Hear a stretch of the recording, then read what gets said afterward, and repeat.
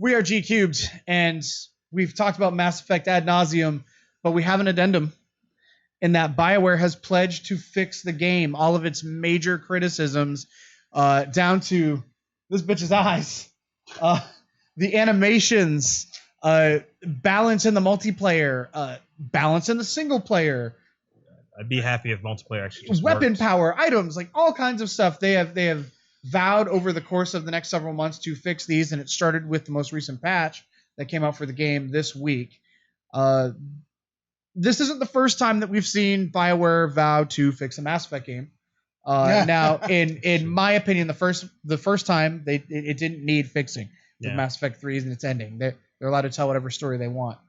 This time it's a little different because there were some nerds online that started a boycott Mass Effect Andromeda.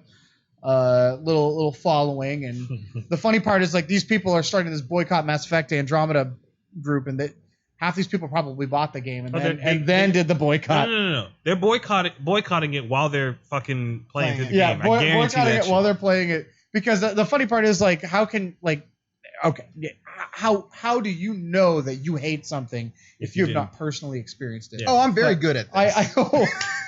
But that's neither here nor there. So here I am thinking that BioWare, that's awfully big of them to come out and say, hey, you know what? We heard that you think that Ryder walks like he or she has a stick up their ass. Yeah. And we've heard that the eyes kind of creep you out and that the mouths don't fit the dialogue. They didn't hear this. They knew this before the game even came out. Oh, yeah, but they needed to get it out. Yeah. They needed to get it out. I hear that this game's been in development for 5 years and has $100 million plus development cycle. Really? I heard it was a lot. I thought it was 80 million. I heard that off cycle that it went over 100 million. And I thought that was kind of weird considering what we were working with. Now we know it was a novice team.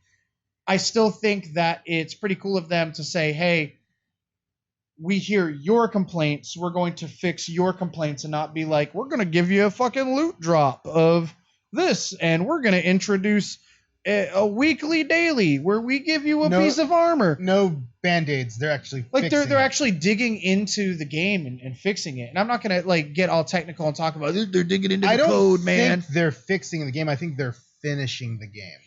See, and I don't mean to be like an asshole about that. I think but, like, the game. I think that's what that is. I think it's still a good game. I think it's still a good game. Well, I think it's a complete game. Here's the thing: it's a complete game because like the last Mass Effect that had the criticism, it was an artistic thing. Yeah. This is a technical thing. The animations is kind of an artistic thing because somebody somewhere said, okay, this is okay, and maybe it looked okay like 10 years ago. I meant artistic as far as storyline and stuff.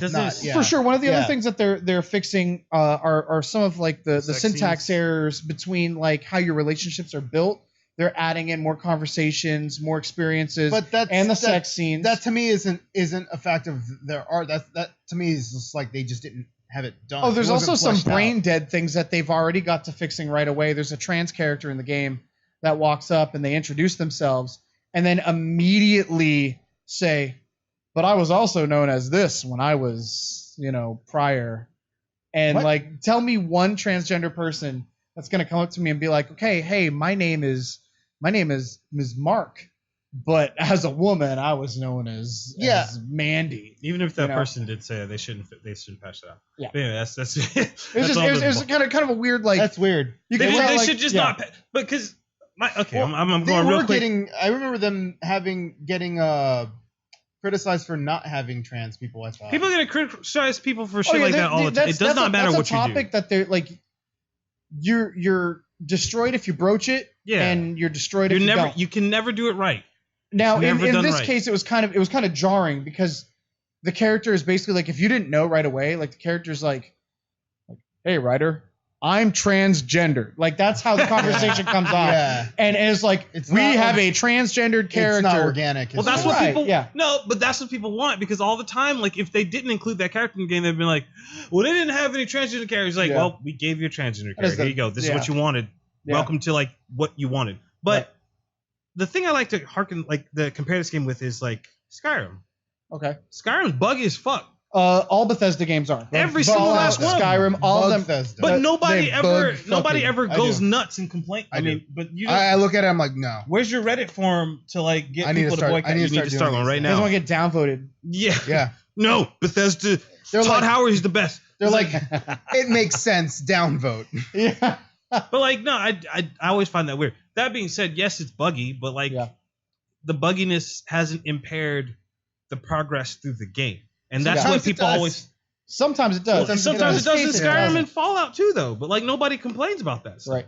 It's weird. Game breaking glitch. My save is corrupt. I think for some reason, the people that get Fallout, the big, the fans, they will they'll overlook these things, and they're more forgiving, I think. So what's the difference between Mass Effect fans and Skyrim fans? Because the Skyrim fans are looking at a game that is held together with paper clips and gum. And granted, it's like a big open world game. There's a lot that goes into it. Game didn't even fucking run past 30 hours on a PlayStation 3.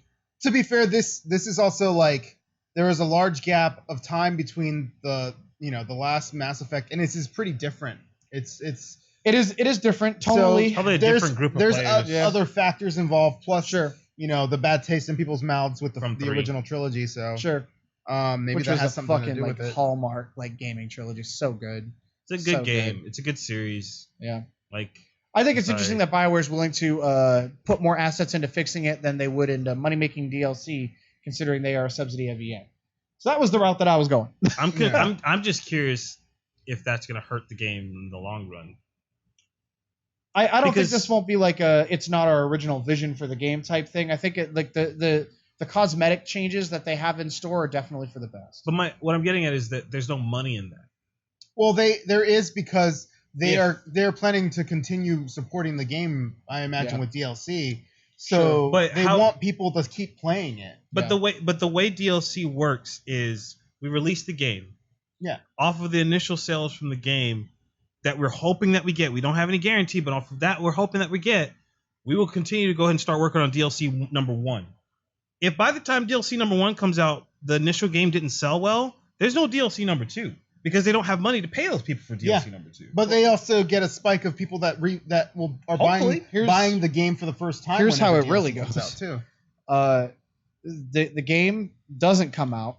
They have a bunch of content that they have not put into the game because it's not complete yet, but they ran out of time. So they cut it off, they clean it up, and then they continue working on that other stuff in the 2 or 3 months it takes to master the fucking thing. And then by the time the game is out, DLC 1 is ready to go. They just don't want to give it to you yet because why would they? But even still, though, wouldn't they have to pay those people while that's being worked on? Yeah, absolutely. I mean, they're being paid as long as they're on the project. They're from the publisher. The publisher's not going to keep paying you money if no one's buying you. That's why most of this DLC is done in the 2 to 3 months that before the game comes out. I think Mass Effect is doing well. I think the exception to the rule is like Call of Duty, where like, okay, it's going to sell 10+ million. All right, Call of Duty season pass. Yeah, $50. Even if it sucks, like Battlefield and Call of Duty, even when they suck, are still going to sell a lot to justify. They'll make a profit. Putting out of his map pack. And half the time those maps are done. God damn it, they're just implementing balancing that they saw from like the early months of the game. First tournament that happened. Yeah. Well, they need something in the chamber so that when they send it off, they're finishing up their second. Exactly. That's a timing thing. It's not as egregious as like when Capcom would literally ship with all the content on the disc, and the $15 DLC would be like a 42 kilobyte line of code that unlocks it. Like, then, it's not that bad, but it's the same concept. Yeah. And then you get Super Ultimate Street Fighter. Then you get Ultimate Marvel vs. Capcom. Ultra. Then you get Ultimate Marvel vs. Capcom 3 Arcade. And I buy them all. Yeah. Every one of them. I saw that picture. She gets a tattoo. So tell us what you guys think in the comments. Is this fair or foul by BioWare to kind of pump the brakes on the paid content and sort of go back and fix some of the things that maybe some of you didn't have a problem with, but the vocal minority definitely did? If we earned your like tonight, bop that button. In the meantime, hit subscribe for more content just like this. And we hope to see you back real soon.